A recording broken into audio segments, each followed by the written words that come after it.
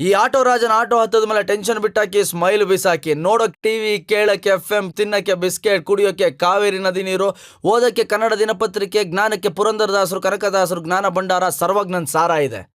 ಇದ್ಯಾವುದು ಬೇಡ ಅಂದ್ರೆ ಪಟ್ಪಟ ಅಂತ ಮಾತಾಡೋದಕ್ಕೆ ಈ ನಿಮ್ಮ ಕನ್ನಡದ ಕಂದ ಆಟೋ ರಾಜ ಸದಾ ಸಿದ್ಧ.